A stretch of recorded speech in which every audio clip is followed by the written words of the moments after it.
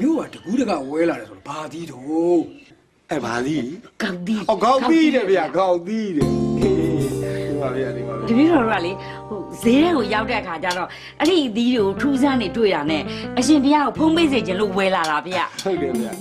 ဒီကအထူးဆန်းဖြစ်နေတာဘာသီး ကောက်သီးတယ်ဗျာကောက်သီး